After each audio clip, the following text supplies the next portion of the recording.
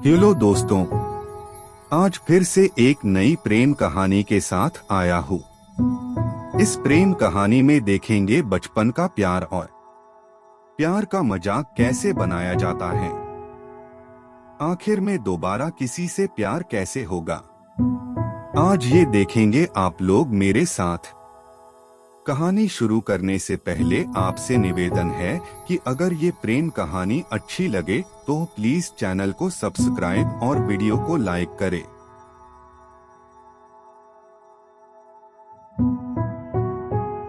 Ruby और रमेश नाम का लड़का एक साथ किसी कॉलेज में पढ़ने के लिए जाया करता था। रूबी का घर रमेश के घर के बिल्कुल भी नजदीक था। रूबी को जब भी किसी चीज की जरूरत पड़ती थी तो वह रमेश से मांग लिया करती थी, और रमेश को जब भी किसी चीज की जरूरत पड़ती थी तो वह रूबी से मांग लिया करता था। ऐसे में धीरे धीरे उन दोनों में काफी ज्यादा गहरी दोस्ती हो गई थी। अब रूबी और रमेश जहां भी जाता दोनों एक साथ जाया करते थे।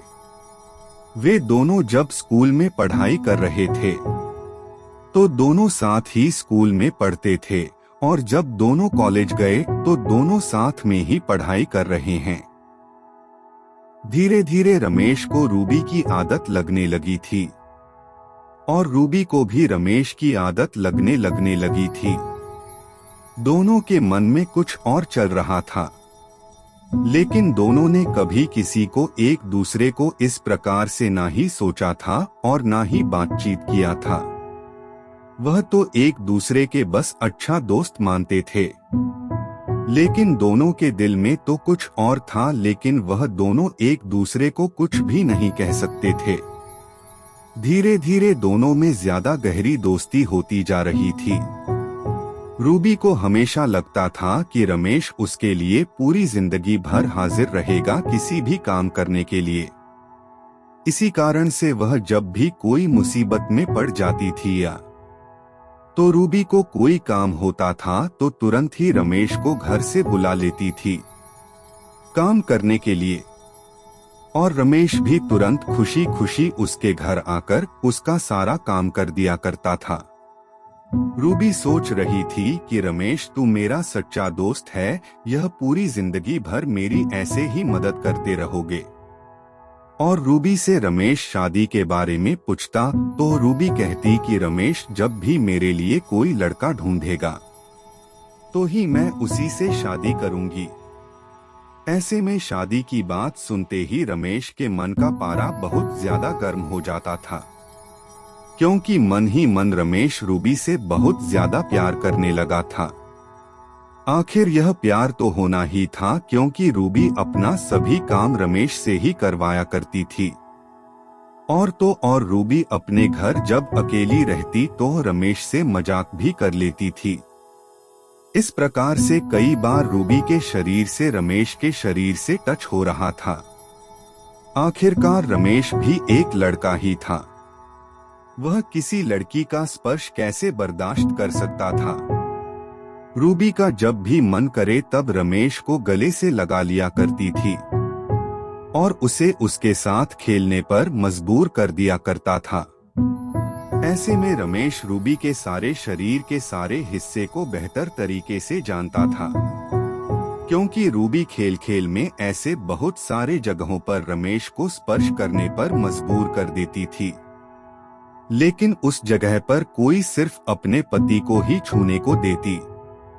रूबी जब भी कभी नहाती थी तो वहां पानी पहुंचाने अथवा पानी लेकर जाने के लिए हमेशा रमेश को ही बुलाया करती थी। रमेश तब भी पानी लेकर उसके बाथरूम में जाया करता था, और रमेश जब उसके खुले बदन को देखता था तो अपने पत्नी के रूप में उसे स्वीकार कर लिया करता था। रूबी रमेश को अपना परम मित्र समझती थी, और वह नहाते वक्त भी और नहा के आने के बावजूद भी रमेश से मस्ती किया करती थी। ऐसे में रमेश को बिल्कुल भी रहा नहीं जा रहा था। लेकिन रूबी जब रमेश को कहती है कि मेरी शादी कहीं और करने का मन है तो रमेश का दिमाग बहुत ज्यादा खराब हो जाता है। रूबी जब भी रमेश के सामने अपनी शादी की बात उठा देती तो रमेश हमेशा अपने घर चला जाता था, क्योंकि किसी और से शादी करने के बारे में सोचने से ही रमेश का दिमाग एकदम गर्म हो जाता था। लेकिन रूबी का मन बिल्कुल भी ऐसा नहीं था। वो रमेश को केवल काम करवाने के लिए अपने साथ रखती थी। कुछ दिन बीत जाने के बाद रूबी के माता पिता उसकी शादी करने के लिए लड़का देखने के लिए जा रहे थे। इस बात की जानकारी रमेश को बिल्कुल भी नहीं थी। इनकी कॉलेज बंद होने के कारण रमेश रूबी के घर बहुत कम जाने लगा था। जिस दिन रूबी के घर वाले उसके लिए लड़का देखने के लिए जाने वाले थे, तो उसी दिन रूबी रमेश को फोन करती है और कहती है कि मेरे लिए मेरे घर वाले लड़का देखने जा रहे हैं और तुम्हारा वहां जाना अनिवार्य है, क्योंकि तुम हमारे सच्चे मित्र हो और जब तक तुम लड़का को नहीं देखोगे तो मैं शादी नहीं कर सकती हूँ। इतना सुनते ही रमेश का पारा एकदम गर्म हो गया। वह तुरंत ही तिलमिला उठा और फोन पर ही रूबी को कसके बोलने लगा। रमेश रूबी को बोल रहा था कि मैं कौन हूँ तुम्हारे लिए लड़का देखने वाला। मेरी तुम्हारी दोस्ती कॉलेज में थी और अब नहीं है। ऐसे में अपनी मम्मी पापा को लड़का देखने के लिए भेज सकती हो, मुझे फुर्सत नहीं है जाने के लिए। रूबी यह बात सुनकर रूबी का मन बहुत ज्यादा उदास हो गया, क्योंकि रमेश के मुंह से इस तरह की भाषा उसने पहले कभी नहीं सुनी थी। रूबी सोच रही थी कि रमेश को आखिरकार क्या हो गया है जो इस प्रकार से मुझसे बातें कर रहा है। आखिरकार रूबी के माता पिता उसका लड़का देखने के लिए घर से निकल जाते हैं। उसके बाद उधर से आते हैं, वहां पर रिश्ता फाइनल कर लेते हैं। रूबी के माता पिता घर आते ही रूबी से कहती है कि तुम्हारा शादी मैंने फाइनल कर दिया है और अगले महीने तुम्हारी शादी है। अब शादी की तैयारियां शुरू कर दो, क्योंकि 1 महीने किस तरह बीत जाएंगे किसी को पता नहीं चलने वाला है। यह बात सुनकर रूबी बहुत ज्यादा खुश हो जाती है और तुरंत ही फोन लगाकर रमेश को कहती है कि मेरी शादी अगले महीने फिक्स हो गई है। तुम शादी के पहले से ही मेरे घर पर रहोगे और यहाँ का सारा काम देखना होगा। इतना सुनते ही रमेश को बहुत ज्यादा गुस्सा आता है। वह बिना कुछ बोले फोन को काट देता है। आखिरकार शादी भी नजदीक आ गई थी। शादी में अब सिर्फ 1 सप्ताह ही बाकी था। उधर रूबी के घर रमेश का आना जाना बहुत कम हो चुका था। रमेश बिल्कुल भी रूबी के घर आने के लिए पसंद नहीं करता था। रूबी की शादी की चिंता से रमेश सारा दिन भर रोते रहता था और वह अपने मन में ही सोचता था कि कितना अच्छा होता रूबी मेरी पत्नी बन जाती। मैं तो उसे बहुत प्यार करता था। पूरी जिंदगी में मुझे रूबी जैसी लड़की नहीं मिल सकती है। लेकिन पूरी बात ना बताने के कारण इस प्रकार का समस्या हुई है। अगर मैं पहले ही बता देता कि रूबी से प्यार करता हूँ, उसके बाद हो सकता था कि उसके माता पिता हमारी शादी के लिए राजी हो जाते। लेकिन अब तो रूबी की शादी फिक्स हो गई है। अब तो कुछ भी नहीं हो सकता है मेरे कितना भी प्रयास करने पर। रमेश उसकी शादी में जाने के लिए बिल्कुल भी तैयार नहीं था। रमेश किसी बहाना बनाकर वह शहर से बाहर जाना चाह रहा था, क्योंकि रमेश को उसकी शादी में जाने का बिल्कुल भी मन नहीं था। अचानक एक दिन रमेश रूबी को फोन करता है और कहता है कि दूसरे शहर में मेरा कुछ काम है, मैं कुछ दिनों के लिए बाहर जा रहा हूँ, तुम्हारी शादी में उपस्थित नहीं हो पाऊंगा, मुझे माफ कर देना। इतना ही कहा और रमेश फोन काट देता है। उसे बाद रूबी उसे बहुत बार फोन करती है, लेकिन रमेश अपना फोन को साइलेंट कर लिया था। फिर वह अपने सफर के लिए शहर की तरफ निकल पड़ता है। शहर में एक खास जगह पर घूमने के लिए जाना था।